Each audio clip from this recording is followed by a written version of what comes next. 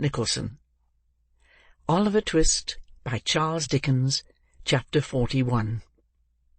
Containing fresh discoveries, and showing that surprises, like misfortunes, seldom come alone. Her situation was, indeed, one of no common trial and difficulty. While she felt a most eager and burning desire to penetrate the mystery in which Oliver's history was enveloped, she could not but hold sacred the confidence which the miserable woman with whom she had just conversed had reposed in her, as a young and guileless girl. Her words and manner had touched Rose Maylie's heart, and, mingled with her love for her young charge, and scarcely less intense in its truth and fervour, was her fond wish to win the outcast back to repentance and hope. They purposed remaining in London only 3 days, prior to departing for some weeks to a distant part of the coast. It was now midnight of the first day. What course of action could she determine upon, which could be adopted in 48 hours? Or how could she postpone the journey without exciting suspicion? Mr. Losberne was with them, and would be for the next 2 days, but Rose was too well acquainted with the excellent gentleman's impetuosity, and foresaw too clearly the wrath with which, in the first explosion of his indignation, he would regard the instrument of Oliver's recapture, to trust him with the secret, when her representations in the girl's behalf could be seconded by no experienced person. These were all reasons for the greatest caution, and most circumspect behaviour in communicating it to Mrs. Maylie, whose first impulse would infallibly be to hold a conference with the worthy doctor on the subject. As to resorting to any legal adviser, even if she had known how to do so, it was scarcely to be thought of, for the same reason.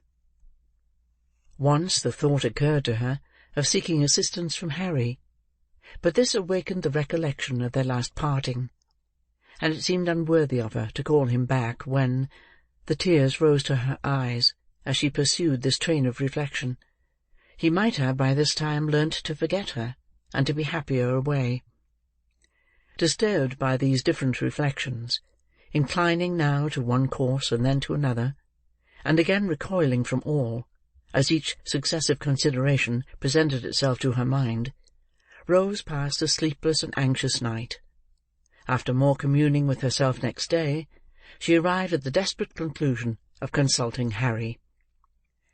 "If it be painful to him," she thought, "to come back here, how painful it will be to me. But perhaps he will not come. He may write, or he may come himself, and studiously abstain from meeting me. He did when he went away. I hardly thought he would, but it was better for us both." And here Rose dropped the pen, and turned away, as though the very paper which was to be her messenger should not see her weep. She had taken up the same pen, and laid it down again 50 times, and had considered and reconsidered the first line of her letter without writing the first word, when Oliver, who had been walking in the streets with Mr. Giles for a bodyguard, entered the room in such breathless haste and violent agitation as seemed to betoken some new cause of alarm. "What makes you look so flurried?" asked Rose, advancing to meet him. "I hardly know how. I feel as if I should be choked," replied the boy. "Oh dear! To think that I should see him at last, and you should be able to know that I have told you the truth." "I never thought you had told us anything but the truth," said Rose, soothing him. "But what is this? Of whom do you speak?" "I have seen the gentleman," replied Oliver, scarcely able to articulate. "The gentleman who was so good to me, Mr. Brownlow, that we have so often talked about." "Where?" asked Rose. "Getting out of a coach," replied Oliver, shedding tears of delight, "and going into a house. I didn't speak to him. I couldn't speak to him, for he didn't see me, and I trembled so that I was not able to go up to him. But Giles asked for me whether he lived there, and they said he did. Look here," said Oliver, opening a scrap of paper. "Here it is. Here's where he lives. I'm going there directly. Oh, dear me, dear me! What shall I do when I come to see him and hear him speak again?" With her attention not a little distracted by these and a great many other incoherent exclamations of joy, Rose read the address, which was Craven Street, in the Strand. She very soon determined upon turning the discovery to account. "Quick," she said, "tell them to fetch a hackney coach, and be ready to go with me. I will take you there directly, without a minute's loss of time. I will only tell my aunt that we are going out for an hour, and be ready as soon as you are." Oliver needed no prompting to dispatch, and in little more than 5 minutes they were on their way to Craven Street. When they arrived there, Rose left Oliver in the coach, under pretence of preparing the old gentleman to receive him, and sending up her card by the servant, requested to see Mr. Brownlow on very pressing business. The servant soon returned, to beg that she would walk upstairs, and following him into an upper room, Miss Maylie was presented to an elderly gentleman of benevolent appearance, in a bottle-green coat.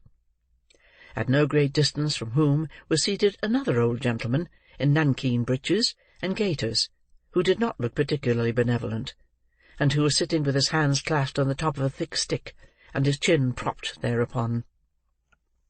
"Dear me," said the gentleman in the bottle-green coat, hastily rising with great politeness, "I beg your pardon, young lady.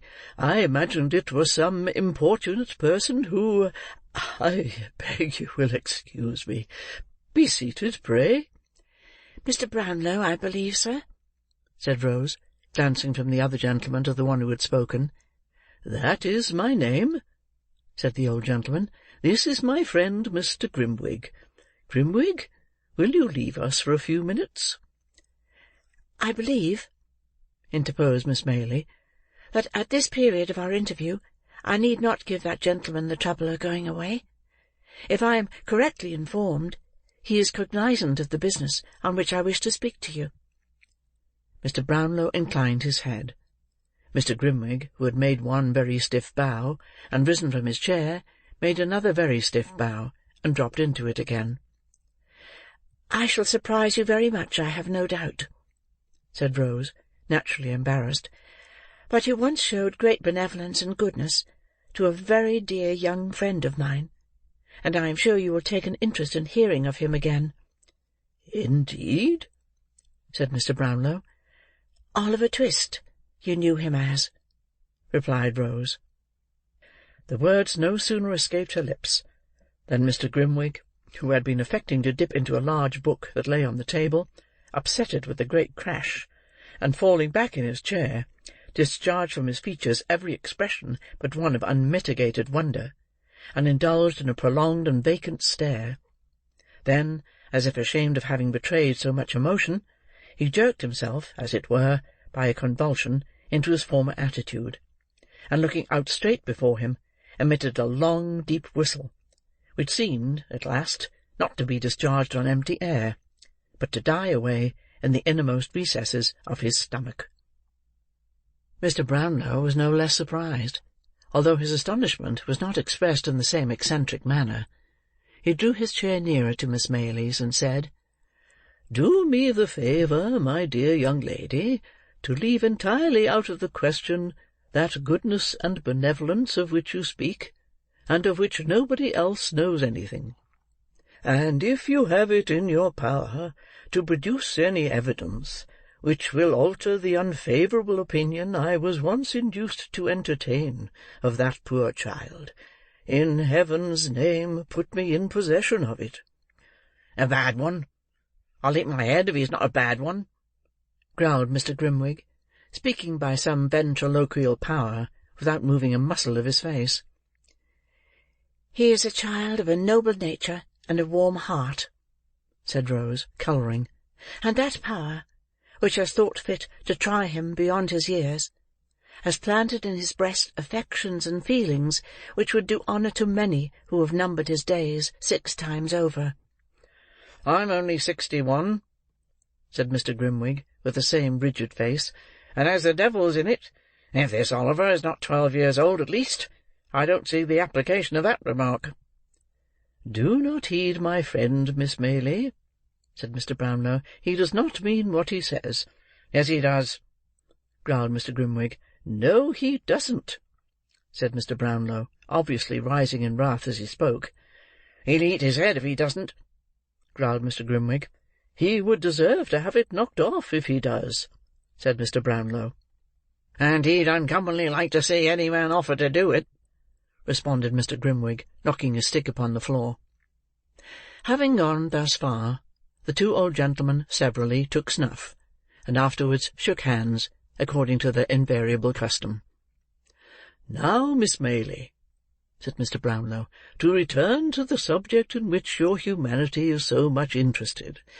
Will you let me know what intelligence you have of this poor child, allowing me to promise that I exhausted every means in my power of discovering him, and that since I have been absent from this country, my first impression that he had imposed upon me, and had been persuaded by his former associates to rob me, has been considerably shaken?" Rose, who had had time to collect her thoughts, at once related, in a few natural words, all that had befallen Oliver since he left Mr. Brownlow's house, reserving Nancy's information for that gentleman's private ear, and concluding with the assurance that his only sorrow for some months past had been not being able to meet with his former benefactor and friend. "Thank God," said the old gentleman. "This is great happiness to me, great happiness. But you have not told me where he is now, Miss Maylie. You must pardon my finding fault with you, but why not have brought him?" "He is waiting in the coach at the door," replied Rose. "At this door?" cried the old gentleman, with which he hurried out of the room, down the stairs, up the coach steps, and into the coach, without another word. When the room door closed behind him, Mr. Grimwig lifted up his head, and converting one of the hind legs of his chair into a pivot, described 3 distinct circles with the assistance of his stick and the table, sitting in it all the time. After performing this evolution, he rose and limped as fast as he could up and down the room at least 12 times, and then stopping suddenly before Rose, kissed her without the slightest preface. "Shh!" he said, as the young lady rose in some alarm at this unusual proceeding. "Don't be afraid. I'm old enough to be your grandfather. You're a sweet girl. I like you. Here they are." In fact, as he threw himself at one dexterous dive into his former seat, Mr. Brownlow returned, accompanied by Oliver, whom Mr. Grimwig received very graciously; and if the gratification of that moment had been the only reward for all her anxiety and care in Oliver's behalf, Rose Maylie would have been well repaid. "There is somebody else who should not be forgotten, by the by," said Mr. Brownlow, ringing the bell.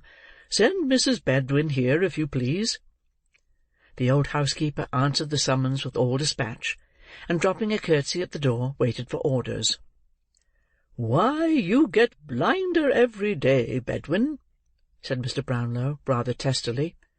"Well, that I do, sir," replied the old lady. "People's eyes at my time of life don't improve with age, sir."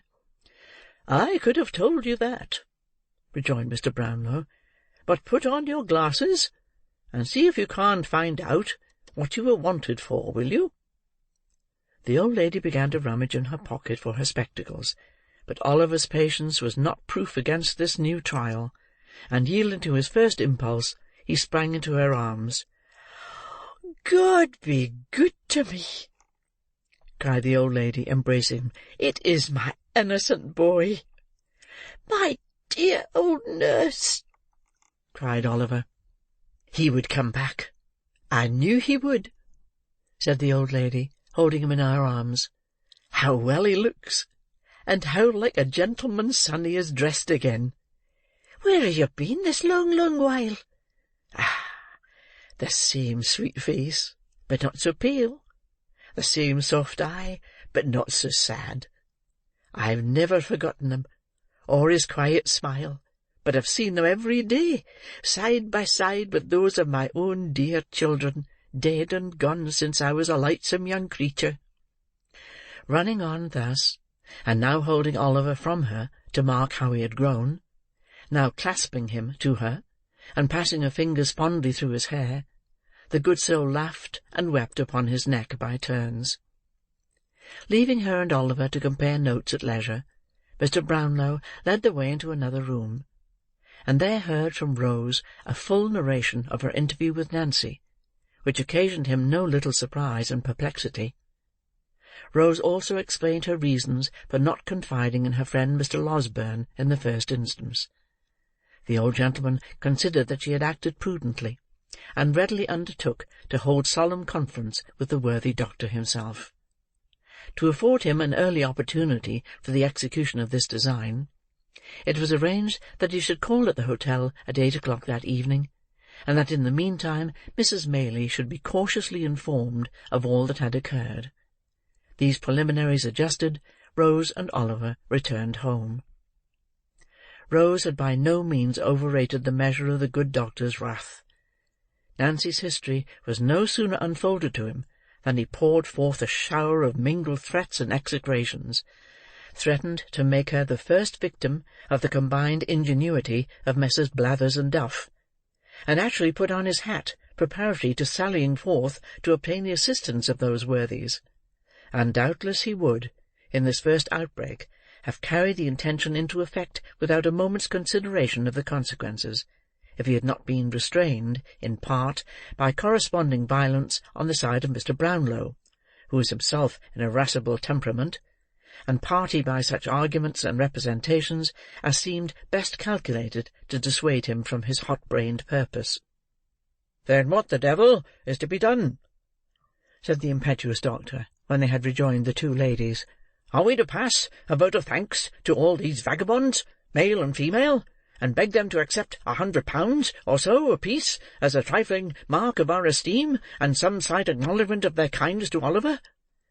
"Not exactly that," rejoined Mr. Brownlow, laughing, "but we must proceed gently and with great care." "Gentleness and care!" exclaimed the doctor. "I'd send them one and all to—" "Never mind where," interposed Mr. Brownlow, "but reflect whether sending them anywhere is likely to attain the object we have in view." "What object?" asked the doctor. "Simply the discovery of Oliver's parentage, and regaining for him the inheritance of which, if this story be true, he has been fraudulently deprived." "Ah!" said Mr. Losberne, cooling himself with his pocket-handkerchief. "I almost forgot that." "You see," pursued Mr. Brownlow, "placing this poor girl entirely out of the question, and supposing it were possible to bring these scoundrels to justice without compromising her safety, what good should we bring about?" "Hanging a few of them at least, in all probability," suggested the doctor, "and transporting the rest." "Very good," replied Mr. Brownlow, smiling. "But no doubt they will bring that about for themselves in the fullness of time, and if we step in to forestall them, it seems to me that we shall be performing a very quixotic act in direct opposition to our own interest, or at least to Oliver's, which is the same thing." "How?" inquired the doctor. "Thus. It is quite clear that we shall have extreme difficulty in getting to the bottom of this mystery, unless we can bring this man, Monks, upon his knees. That can only be done by stratagem, and by catching him when he is not surrounded by these people. For, suppose he were apprehended, we have no proof against him. He is not even, so far as we know, or as the facts appear to us, concerned with the gang in any of their robberies. If he were not discharged, it is very unlikely that he could receive any further punishment than being committed to prison as a rogue and vagabond, and, of course, ever afterwards his mouth would be so obstinately closed that he might as well, for our purposes, be deaf, dumb, blind, and an idiot." "Then," said the doctor impetuously, "I put it to you again, whether you think it reasonable that this promise to the girl should be considered binding, a promise made with the best and kindest intentions, but really—" "Do not discuss the point, "My dear young lady, pray," said Mr. Brownlow, interrupting Rose as she was about to speak. "The promise shall be kept. I don't think it will, in the slightest degree, interfere with our proceedings. But before we can resolve upon any precise course of action, it will be necessary to see the girl, to ascertain from her whether she will point out this Monks, on the understanding that he is to be dealt with by us, and not by the law; or, if she will not, or cannot, do that, to procure from her such an account of his haunts and descriptions of his person as will enable us to identify him. She cannot be seen until next Sunday night. This is Tuesday. I would suggest that in the meantime we remain perfectly quiet, and keep these matters secret, even from Oliver himself." Although Mr. Losberne received with many wry faces a proposal involving a delay of 5 whole days, he was fain to admit that no better course occurred to him just then; and as both Rose and Mrs. Maylie sided very strongly with Mr. Brownlow, that gentleman's proposition was carried unanimously. "I should like," he said, "to call in the aid of my friend Grimwig. He is a strange creature, but a shrewd one, and might prove of material assistance to us. I should say that he was bred a lawyer, and quitted the bar in disgust, because he had only one brief, and a motion of course, in 20 years, though whether that is recommendation or not, you must determine for yourselves." "I have no objection to your calling in your friend, if I may call in mine," said the doctor. "We must put it to the vote," replied Mr. Brownlow. "Who may he be?" "That lady's son, and this young lady's very old friend," said the doctor, motioning towards Mrs. Maylie, and concluding with an expressive glance at her niece. Rose blushed deeply, but she did not make any audible objection to this motion. Possibly she felt in a hopeless minority; and Harry Maylie and Mr. Grimwig were accordingly added to the committee. "We stay in town, of course," said Mrs. Maylie, "while there remains the slightest prospect of prosecuting this inquiry with a chance of success. I will spare neither trouble nor expense in behalf of the object in which we are all so deeply interested, and I am content to remain here, if it be for 12 months, so long as you assure me that any hope remains." "Good," rejoined Mr. Brownlow. "And as I see on the faces about me a disposition to inquire how it happened that I was not in the way to corroborate Oliver's tale, and had so suddenly left the kingdom, let me stipulate that I shall be asked no questions until such time as I may deem it expedient to forestall them by telling my own story. Believe me, I make this request with good reason, for I might otherwise excite hopes destined never to be realized, and only increase difficulties and disappointments, already quite numerous enough. Come, supper has been announced, and young Oliver, who is all alone in the next room, will have begun to think by this time that we have wearied of his company, and entered into some dark conspiracy to thrust him forth upon the world." With these words, the old gentleman gave his hand to Mrs. Maylie, and escorted her into the supper-room. Mr. Losberne followed, leading Rose, and the council was, for the present, effectually broken up. Chapter 41.